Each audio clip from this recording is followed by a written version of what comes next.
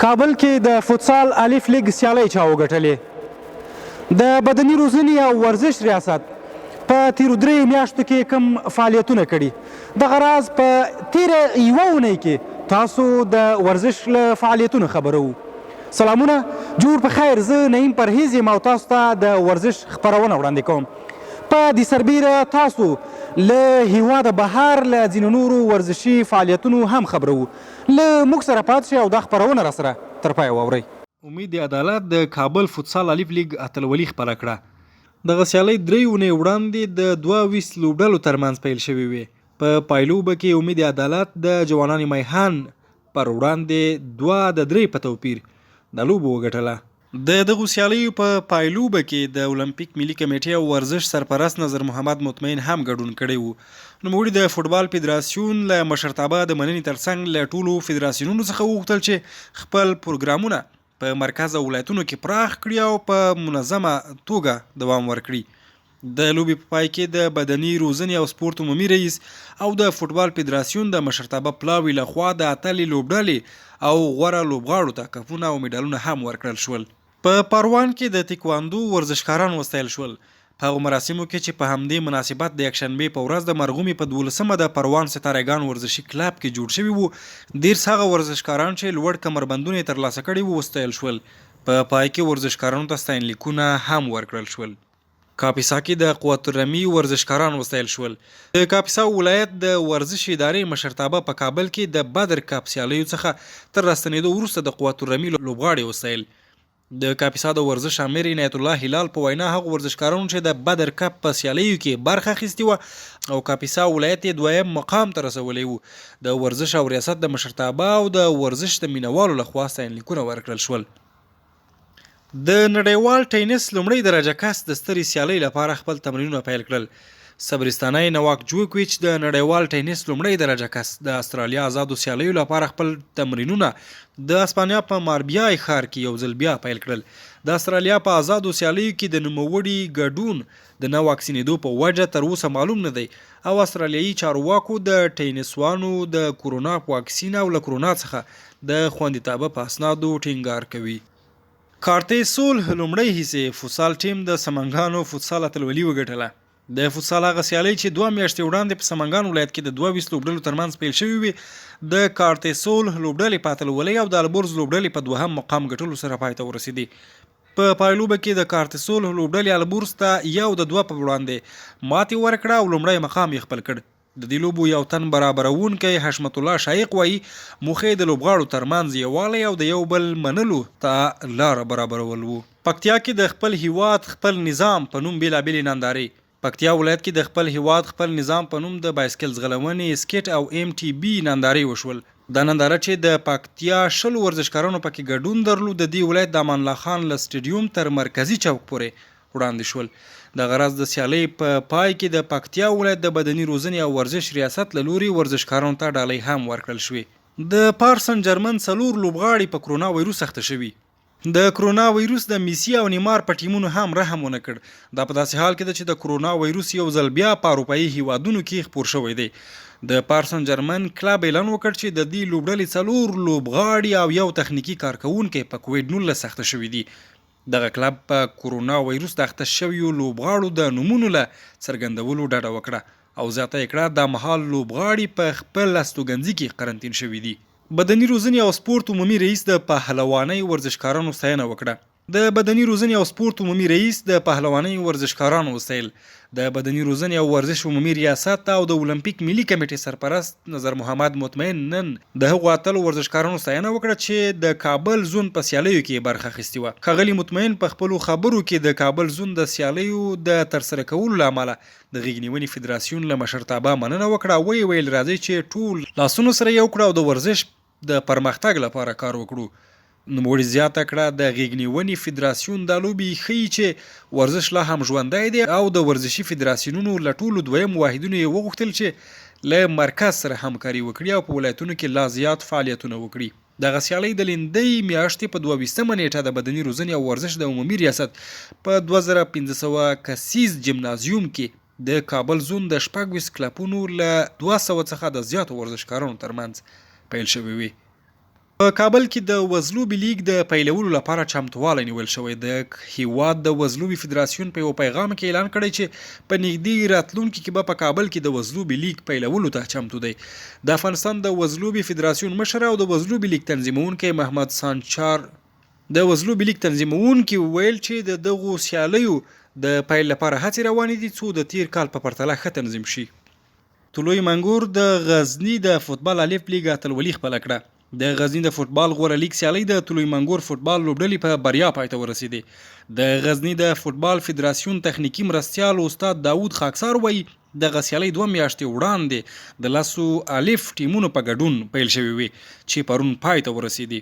نوموړی زیاتوي طلوع منګور لومړی مقام او د پیروزي د فوتبال ټیم دوهم مقام خپل کړ. ځوانان مایهان د زیتون روغتون لوبډلې ته ماتې ورکړه. د کابل د الف کټګورۍ د فوتسال سیالیو په دوام کې پرون سیشنبه د ځوانان مایهان او زیتون روغتون ټیمونو له یو بل سره سیالۍ وکړې. دا لوبه 5-3 پر وړاندې ځوانان مایهان په ګټه پای ته ورسېده. د کابل د الف کټګورۍ د فوتسال سیالیو د دغه پړاو د مسؤلینو د معلوماتو له مخې دغه سیالۍ 3 اونۍ وړاندې د مرکز د 22 لوبډلو په ګډون پیل شوې وې. کندوز ولایت د مرغومي په 11مه د وزلوبې سیالۍ د زرګونو مینوالو شهید وو. په دې سیالیو کې د کندوز پر ولسوالۍ سربیره د بغلان، تخار او مزار شریف 13 ورزشکارانو ګډون کړی وو. یا د سیالۍ د خط او بیرغ په بڼه وشوې چې په پای کې شبیر پهلوان د یاسین مزاري پاس خط ته اخر ورساوه چې د سیالۍ د ګټلو ترڅنګ یې 1 تخته قالینه او 15 افغانۍ هم وګټلې. د غراز چاپاندازان د وزلوبې فدراسیون د رئیس فهیم صافي، عالم قصاب او اسلرونکو له لوري په نغدي پیسو وسایل شول. د مسؤلینو په خبره د دې سیالیو موخه د چاپاندازونو تمرین، وزلوبې ته چمتووالی او د کندوز د خلکو خوښ ساتل دي. بدخشان کې د وزلوبې سیالۍ دغه سیالۍ د مرکز او بدخشان ولسوالۍ او د مزار شریف، بغلان، کندوز او تخار ولایتونو د چاپاندازونو ترمنځ د کشم ولسوالۍ په سپورتي ډګر کې وشوې. د سیالۍ لومړی میدان پهلوان خال د حاجي ملادین محمد پاس باندې د بدخشان ولایت په ګټه وګاټه. د دې سیالیو موخه د غوره څیرو پیژندل دي. بامیان ولایت کې د باسکټبال سیالۍ چې د 4 لوبډلو ترمنځ پیل شوې وې پای ته ورسېدې. په دې سیالیو کې 2 د شهیدانو او معلولینو لوبډلو او 2 د مرکز لوبډلو ګډون کړی وو. د دې سیالیو په پای کې شهیدانو لوبډلې مرکز لوبډلې ته 8 د 6 ګولونو پر وړاندې ماتې ورکړه. روزګان کې د امن جام سیالیو پای. روزګان کې د 8 لوبډلو ترمنځ د امن جام سیالۍ چې 21 ورځې وړاندې پیل شوې وې د اتفاق لوبډلې په بریا پای ته ورسېدې. د دې سیالیو پایلوبه یو ګول پر وړاندې مساوي پای ته ورسېده چې وروسته په پلنټیو سره 15 د 2 ګولونو په وهلو پر وړاندې اتفاق لوبډلې وګټله. میرویس خان د دې سیالۍ غوره لوبغاړی، کریم الله غوره ګل وهونکی او امان الله غوره ګل ساتونکی ونومول شول.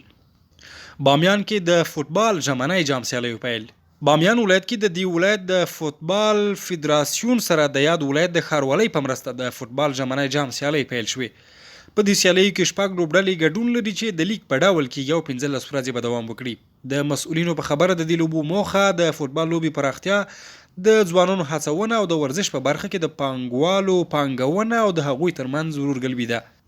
غزني کې د فوتبال غوره لیګ نه هم پړاو پای. غزني کې د 10 لوبډلو ترمنځ د فوتبال غوره لیګ نه هم پړاو سیالۍ چې 3 میاشتې وړاندې پیل شوې وې د ازادۍ لوبډلې په بریا پای ته ورسېدې. د دې غوره لیګ پایلوبه کې ازادۍ لوبډلې پامیر ته په ماتې ورکولو سره په 39 امتیازونو ګټلو لومړی او پامیر لوبډلې د 44 امتیازونو سره په ګټلو سره د یاد غوره لیګ درجه بندۍ کې دوهم مقام وګاټه. د پایلوبې په مراسمو کې محمد رحیم غزنوي د دې سیالیو غوره لوبغاړی، رفیع الله غزنوي غوره ګل وهونکی او ناصر احمد احمدي د غوره اخلاقو لوبغاړی ونومول شو. هیره دې نه وي چې د دې سیالیو د پایلوبې په مراسمو کې د غزني ولایت ورزشي امیر هم ګډون کړی وو. په ټول هیواد کې د اسلامي امارت له واکمنېدو وروسته د بدني روزنې او سپورت عمومي ریاست او د اولمپیک ملي کمیټې چې د هیواد د ورزشي چارو رهبري او مدیریت په غاړه لري، له ورزشي فدراسیونونو سره په بشپړه همغږۍ او د ورزشکارانو په اړوند د خپلو مسؤلیتونو په درک کولو او په ټول هیواد کې له یوې منظمې او کاري وړ برنامې سره عامه پوهونې کمپاین او د کالبونو جمنازیمونو او ورزشي میدانونو په کچه په ولایتونو کې د سپورتي فعالیتونو نوې لړۍ پیل کړه. د بدني روزنې او ورزش د عمومي ریاست او اولمپیک ملي کمیټې له رهبرۍ یوه اونۍ وروسته د کابل له بېلابېلو برخو څخه د ورزش د مختلفو څانګو او فدراسیونونو او د هغوی د لوبغاړو ترمنځ ناسته ترسره شوه. په دې غونډه کې تر 2000 پورې ورزشکارانو ګډون کړی و چې د ورزشي نندارو په وړاندې کولو سره له اسلامي امارت څخه خپل ملاتړ په ډاګه کړ. د غونډې په ترڅ کې د اسلامي امارت مسؤلینو ټولو ورزشکارانو ته ډاډ ورکړ چې پرته له کومې ویرې د خپلو فعالیتونو ته دوام ورکړي. اسلامي امارت په هیواد کې د ورزشي چارو د ملاتړ لپاره ځانګړې برنامې لري. له هیواد څخه بهر لاسته راوړنې په لاندې ډول دي. د بدني روزنې او سپورت د عمومي ریاست او اولمپیک ملي کمیټې سرپرست نظر محمد مطمئن د سپورتي ماهرینو او مسؤلینو له یوه پلاوي سره یو ځای قطر هیواد ته سفر درلود چې دا هم د دې ادارې له مهمو لاسته راوړنو څخه و.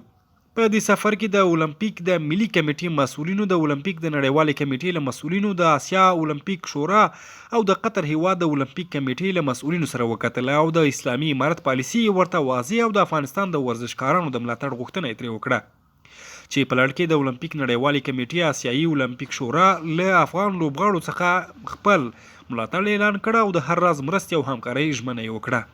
د سنوکر، مویتای او تکواندو لوبغاړو ته په نړیوالو لوبو کې د ګډون لپاره زمینه برابرول. په دې سیالیو کې د هیواد د تکواندو لوبډلې د طلا میډالونو، د طلا، سپینو زرو او برونزو میډالونو ګټلو ترڅنګ دوهم مقام په ګټلو سره بیرته هیواد ته بریالي راستنه شول. د مویتای ملي لوبډلې په تایلند هیواد کې د دې څانګې په سیالیو کې ګډون وکړ چې ښه وځلیدل او میډالونه یې د خپل هیواد په نوم کړل. دغه راز په نیمروز ولایت کې د افغانستان، ایران او پاکستان د مویتای لوبډلو ترمنځ سیالۍ چې اتلولي افغانستان وګټله. په دې سربیره د همبستګۍ جام په نوم په کابل کې د 6 لوبډلو ترمنځ د فوټبال سیالۍ ترسره شوې او په پلازمینه کابل کې د 50 لوبډلو ترمنځ په 3 والې بی جیم عمري کټګوري کې د فوټبال سیالۍ ترسره شوې. دغه راز د کابل جام په نوم د 6 لوبډلو ترمنځ د والیبال سیالۍ ترسره شوې. د بوکس او همدارنګه د بوکس فدراسیون له لوري د کابل او څو ولایتونو ترمنځ په مختلفو عمري ډلبندیو کې د بوکس سیالۍ ترسره شوې. همداراز د کابل په سطحه د وشو، موټرسایکل ځغلونې، سنوکر او نورو برخو کې هم سیالۍ ترسره شوې. په پورته یادو سیالیو کې زرګونه لوبغاړو ګډون درلود چې په هیواد کې د سولې او امن فضا څخه خوښي اظهار کړه. د یادونې وړ ده چې د دې ټولو سیالیو د پیل او پای په مراسمو کې د بدني روزنې او ورزش او اولمپیک ملي کمیټې رهبري په ځانګړي ډول د دې ادارې سرپرست نظر محمد مطمئن فعال ګډون درلود. د بدني روزنې او ورزش د فیسبوک پاڼې، ټویټر پاڼې او یوټیوب چینل درنو لیدونکو، دا زموږ د دې اونۍ د ورزش خپرونه. تر دې ګړۍ مو له ملتیا مننه. تر بیا او بلې خپرونې مو په لوی او بخونکي رب سپارم. الله مو مل شه، خوښ او خوشحاله دې یاست.